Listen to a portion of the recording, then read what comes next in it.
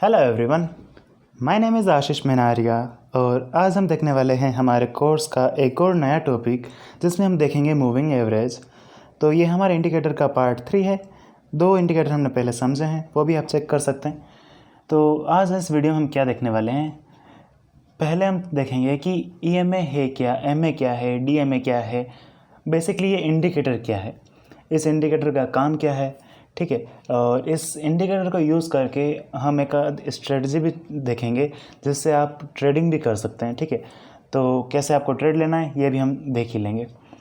अब सीधा चलते हैं हमारे अकाउंट पर, ठीक है। और यहाँ मैंने पूरी प्लेलिस्ट बना के रखी है कोर्स की, आप चाहें इसे ज़रूर चेक करिए, ठीक है। अब मैं अपने यहाँ ट्रेडिंग अकाउंट पर आ चुका हूँ। आप भी अपना ओपन करवा सकते हैं, डिस्क्रिप्शन में लिंक है, किसी पर भी करवा सकते हैं, ठीक है। और अब यहाँ आने के बाद यहाँ मैं इंडिकेटर लगा लेता हूँ। तो जैसे मैं यहाँ MA लिखता हूँ, यहाँ कई सारे मूविंग एवरेजेस आ जाते हैं। जैसे मूविंग एवरेज आ गया, मूविंग एवरेज चैनल आ गया, मूविंग एवरेज एक्सपोनेंशियल आ गया। तो हमें कौन सा यूज़ करना है? तो हमें यूज़ करना है EMA, ठीक है, मूविंग एवरेज एक्सपोनेंशियल। क्यों यूज़ करना है ये भी मैं बताऊँगा, ठीक है। तो एक बार आप 3 मूविंग एवरेज लगा लीजिए, ठीक है, और इन 2 को नीचे से यहाँ हाइड कर देना है, ठीक है। अब सिर्फ एक मूविंग एवरेज दिख रहा है हमें। तो अब इसका सेटिंग पर आना है और इसका कलर हम ब्लैक कर देते हैं ताकि अच्छे से दिखे, और थोड़ा इसको मोटा कर देते हैं। तो अब काफ़ी अच्छे से दिख रहा है, ठीक है। तो अब EMA की सेटिंग पर आना है और यहाँ इनपुट है।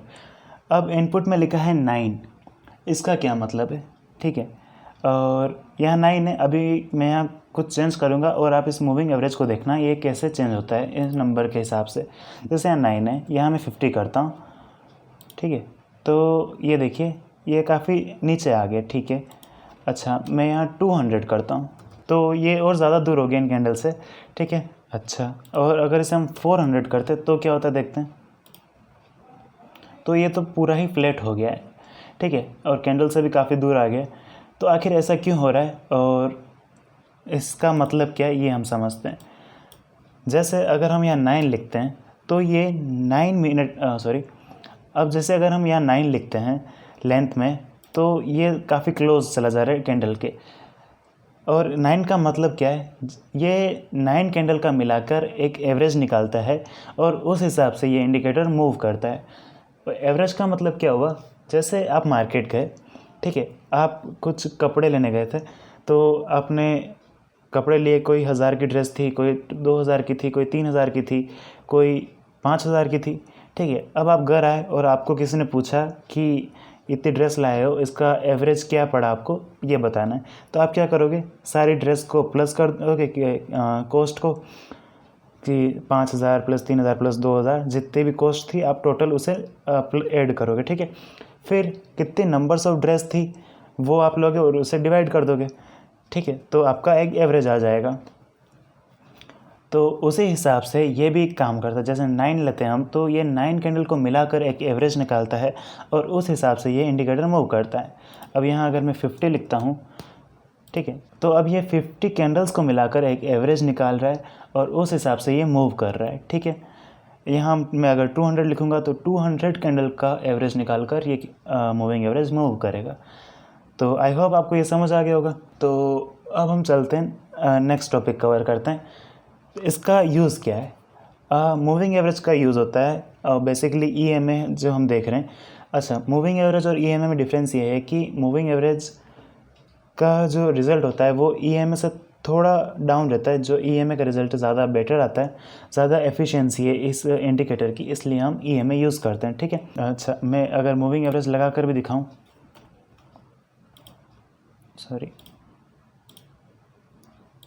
ठीक है, तो ये मूविंग एवरेज आ गया और इसको भी हम 200 पर कर देते हैं। तो आप देखेंगे कि कोई ज़्यादा फ़र्क नहीं है, ठीक है, ये भी यहीं मूव कर रहा है, ये भी यहीं मूव कर रहा है, ठीक है। लेकिन हम EMA यूज़ करेंगे क्योंकि वो ज़्यादा बेटर रिजल्ट दे रहा है, ठीक है। तो अभी हम MA को रिमूव कर देंगे। अब जो EMA का यूज़ है वो है basically support and resistance provide करना, ठीक है। सपोर्ट एंड रेजिस्टेंस क्या होता है कि जैसे हम यहाँ देखते हैं, अगर यहाँ मैं एक हॉरिजॉन्टल लाइन लेता हूँ, ठीक है, और यहाँ मैं कहीं रखता हूँ, ठीक है। अब यहाँ देखिए कि ये यहाँ मार्केट आया, कई बार इसने इस लाइन पर सपोर्ट लिया, ठीक है, पर मार्केट आ नहीं पाया, फिर फाइनली इस पॉइंट पर इसने ब्रेक किया, ठीक है। तो ये था हमारे इतने दिन का ये सपोर्ट था, ठीक है, पर ये सपोर्ट जो था वो फिक्स था, ठीक है। अब मार्केट कभी ऊपर जा रहा है, कभी नीचे जा रहा है, फिर भी ये जो सपोर्ट था वो उसके हिसाब से एडजस्ट नहीं हो रहा है, ठीक है। तो जो EMA है, जो मूविंग एवरेज का इंडिकेटर है, ये बेसिकली क्या है, मार्केट के हिसाब से अपना सपोर्ट एंड रेजिस्टेंस बनाता है। जैसे अगर मार्केट ऊपर जा रहा है तो इसका सपोर्ट और भी ऊपर हो जाएगा, अगर नीचे जा रहा है तो नीचे होगा। बेसिकली ये dynamic support and resistance provide करता है आपको, ठीक है। इसमें आपको कुछ नहीं करना है, बस आपने सेट कर दिया, अब ये ऑटोमेटिक अपना सपोर्ट एंड रेजिस्टेंस ड्रॉ करते रहेगा और आपको इंडिकेट करता रहेगा। अब यहाँ देखिए, मार्केट यहाँ गया, यहाँ इसने सपोर्ट लिया, फिर से ऊपर गया, फिर से यहाँ सपोर्ट लिया, फिर से सपोर्ट लिया, हाँ थोड़ा नीचे गया। बेसिकली इंडिकेटर है, कोई भी 100% सक्सेस नहीं है, लेकिन आपको एक आइडिया तो मिल रहा है कि हाँ यहाँ सपोर्ट प्रोवाइड कर रहा है, ठीक है। फिर आया, फिर से ब्रेक करने की कोशिश करी, नहीं कर पाया, फिर से ऊपर गया, फिर जब फाइनली इसने ब्रेक किया तो आप ये देख रहे हैं कितने पॉइंट नीचे गिर गया था, ठीक है। अब फिर यहाँ आया, मार्केट ने एक बार यहाँ रेजिस्टेंस लिया, नहीं तोड़ पाया, दूसरी बार लिया, फिर से इतना बड़ा मूव, फिर से मार्केट यहाँ आया, फिर से इसने यहाँ सपोर्ट लिया, नहीं तोड़ पाया, फिर से ऊपर गया। तो अब बेसिकली ये अपने हिसाब से एडजस्ट करके सपोर्ट एंड रेजिस्टेंस बना रहा है। अब जो हमारा सपोर्ट रहता वो कहाँ रहता, ये भी हम देख लेते हैं। जैसे हमारा जो सपोर्ट था, ठीक है, तो अगर हम ट्रेंड लाइन भी ड्रॉ करते हैं तो ये देखिए, ये यहाँ कहीं आ रहा है और इसने मार्केट ने सपोर्ट यहीं ले लिया, ठीक है। तो आई होप आपको समझ आ गया होगा इसका काम क्या है। और अब आप एक आंसर बताइए कि अगर मैं डे कैंडल पे करता हूँ तो मूविंग एवरेज ऐसे मूव कर रहा है, अगर मैं 15 मिनट पे करता हूँ तो भी मूविंग एवरेज कुछ ऐसे मूव कर रहा है। बेसिकली मेरा क्वेश्चन ये है कि अगर मैं कितने मिनट की कैंडल लूँ तो मुझे सबसे बेटर रिज़ल्ट मिलेगा। तो जितने ज़्यादा टाइम का होगा, अगर जैसे मैं 30 मिनट का लेता हूँ, ठीक है, तो ये ज़्यादा बेटर रिज़ल्ट है। आखिर ऐसा क्यों? क्योंकि ये जो इंडिकेटर है ये 30 मिनट्स की 200 कैंडल्स ले रहा है। तो ये जो अब 30 मिनट्स का ले रहा हूँ, 30 मिनट्स की 200 कैंडल्स का एवरेज निकाल कर ये मूव कर रहा है। अब मैं 15 मिनट पे करता हूँ तो अब भी ये 200 कैंडल ले रहा है, लेकिन 15 मिनट का ले रहा है। तो डेटा ज़्यादा किस में? डेटा ज़्यादा 30 मिनट में, ठीक है। तो ज़्यादा एफिशिएंट ये है। अगर मैं डे पे करता हूँ तो 30 मिनट से ज़्यादा एफिशिएंट ये है, क्योंकि ये 1 डे का मतलब ऑलमोस्ट 200 डेज़ का मूविंग एवरेज एवरेज निकाल कर ये मूव कर रहा है। ज़्यादा डेटा वाला चीज़ ज़्यादा वैल्यूएबल होगा। पर इसका मतलब ये नहीं कि जैसे आप डे कैंडल खोल कर बैठ गए, ठीक है। हाँ, आप जैसे अगर मोटा मोटा पिक्चर देखना चाहते हैं तो हाँ ठीक है, यहाँ आया, इसने सपोर्ट ले रहा है अभी मार्केट, ठीक है। फिर अब तो हम छोटी फ्रेम पर जाकर चेक करेंगे, 30 मिनट्स पर करेंगे, हाँ अभी भी सपोर्ट ले रहा है। तो अभी इसका मतलब है कि अभी मार्केट ऊपर जा रहा है, अभी यहाँ सपोर्ट ब्रेक करेगा तब हम सोचेंगे कि हाँ सेल कर सकते हैं। या अभी यहाँ आपको कुछ लग रहा है कि यहाँ से नीचे आ सकता है, तो हमारा टारगेट हो सकता है ये 200 मूविंग एवरेज, ठीक है। अब मैं आपको एक ट्रेंड इस पर कैसे ले सकते हैं आप, ये मैं आपको दिखा देता हूँ। तो अब मैं आपको बताऊँगा एक स्ट्रेटजी जिस पर आप अपना ट्रेड भी एग्जीक्यूट कर सकते हैं। तो हम 3 इंडिकेटर का यूज़ करेंगे, तीनों EMA है। पहला EMA पर आना है और इसे 9 पर सेट कर देना है और इसका कलर आप ब्लैक करके इसे थोड़ा विड्थ तक बढ़ा दीजिए, ठीक है, और ओके पे क्लिक करना है। दूसरे इंडिकेटर को भी ओपन करेंगे, सेटिंग्स पर आएंगे और इस 55 को कर देंगे 21 और इसकी स्टाइल में आप अपना कलर चेंज कर सकते हैं और ओके पे क्लिक कर देना है। तीसरे इंडिकेटर को ओपन करेंगे और इसके इनपुट में यहाँ 55 कर देंगे और येलो है और थोड़ा इसकी विड्थ बढ़ा देंगे, ठीक है, नाइस। और आपको करना क्या है, सबसे पहले 1 आवर कैंडल पर आना है, ठीक है।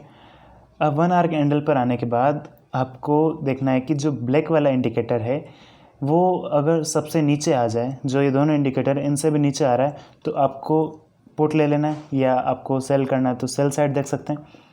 और जब ब्लैक वाला सबसे ऊपर आ जाए तो आपको बाय करना है, आपको कॉल लेना है अगर आप ऑप्शन ट्रेडर हैं, और ये आप किसी स्टॉक में भी देख सकते हैं, ठीक है। तो अब हम एक आध चेक भी कर लेते हैं। अब हमें देखना है कि जैसे ही ये ब्लैक वाला तो ओके, तो अब हम चेक करते हैं कि ये वर्क करता है या नहीं।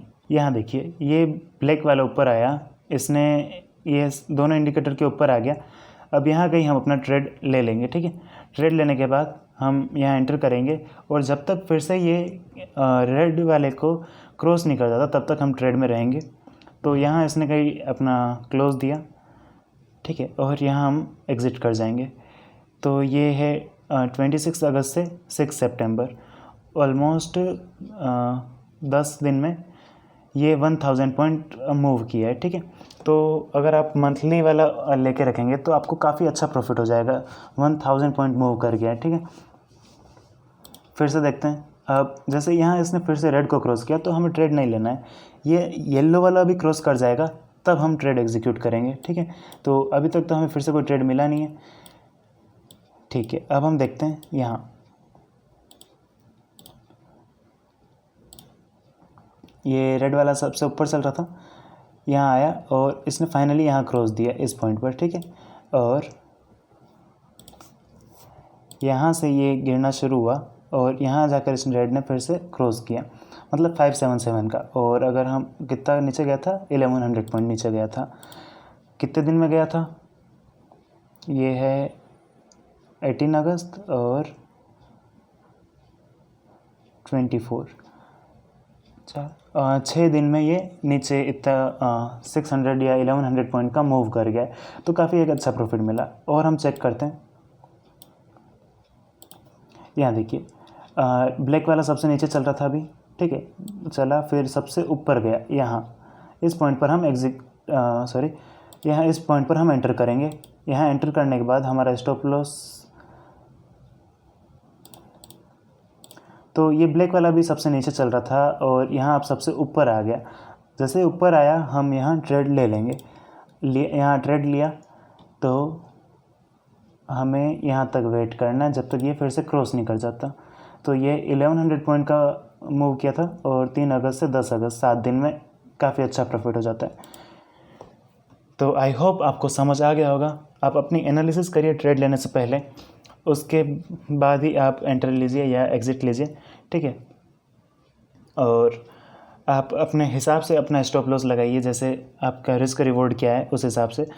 बेसिकली अगर हम इस कैंडल पर एंटर कर रहे हैं तो हमारा स्टॉप लॉस भी इस कैंडल के थोड़ा सा नीचे, 10 पॉइंट नीचे हमारा स्टॉप लॉस भी रहना चाहिए, ठीक है। तो आई होप आपको मूविंग एवरेज समझ आ गया होगा, आपको EMA समझ आ गया होगा। और हाँ, DMA क्या है, DMA बस मैं डे पे कर देता हूँ, ये DMA हो गया। अब डे कैंडल के बाद दिखाएगा। अगर मैं वीक पे कर देता हूँ तो ये WMA हो गया। बस यही है और कुछ नहीं। तो मिलते हैं अगले वीडियो में, तब तक प्रैक्टिस करिए, बैक टेस्टिंग करिए, 1 महीना पेपर ट्रेडिंग करिए, उसके बाद इस स्ट्रेटजी पर काम करिए, तब जाकर आपको प्रॉफिट भी होगा और कॉन्फिडेंस भी आएगा, ठीक है। तो मिलते हैं अगले वीडियो में, तब तक के लिए बाय।